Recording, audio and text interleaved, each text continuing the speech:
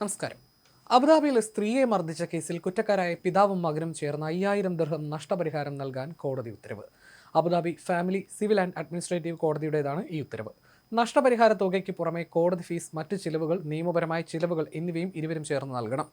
നേരത്തെ നടന്ന ക്രിമിനൽ കേസിൽ ഇരുവരും കുറ്റക്കാരാണെന്ന് കണ്ടെത്തിയതിനെ തുടർന്നാണ് കോടതിയുടെ ഈ വിധി.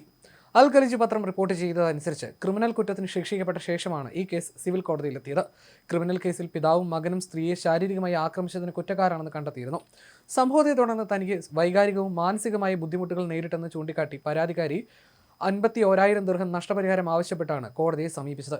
നേരത്തെ അബുദാബി ഫാമിലി പ്രോസിക്യൂഷനിൽ നൽകിയ പരാതിയുടെ അടിസ്ഥാനത്തിൽ ക്രിമിനൽ കുറ്റങ്ങൾ ചുമത്തുകയായിരുന്നു. ക്രിമിനൽ വിധിയിലൂടെ ആക്രമണം നടന്നെന്നും പ്രതികളുടെ ഉത്തരവാദിത്തം ഉറപ്പാക്കിയെന്നും കോടതി നിരീക്ഷിച്ചു. ഇതിനെ തുടർന്ന് സിവിൽ നടപടികളിൽ സംഭവിച്ച നഷ്ടത്തിനുചിതമായ നഷ്ടപരിഹാരം എത്രയാണെന്ന് നിർണ്ണയിക്കുന്നതിനാണ് ശ്രദ്ധ കേന്ദ്രീകരിച്ചത്. വൈകാരിക ബുദ്ധിമുട്ടുകൾ ഉൾപ്പെടെയുള്ള ഭൗതികമല്ലാത്ത നഷ്ടങ്ങൾക്ക് 5000 ദിർഹം മതിയായ നഷ്ടപരിഹാരമാണെന്ന് കോടതി വിലയിരുത്തി. പിതാവും മകനും കേസിന്റെ നിയമപരമായ ചെലവുകൾ സംയുക്തമായി വഹിക്കാനും കോടതി ഉത്തരവിട്ടു. ഈ വിധി UAE-യിലെ ശാരീരിക അതിക്രമങ്ങൾക്കെതിരെ കർശനമായ നിയമ നടപടികൾ സ്വീകരിക്കുന്നതിൻ്റെ പ്രാധാന്യം ഒരിക്കൽ കൂടി ഓർമ്മിപ്പിക്കുന്നതാണ്.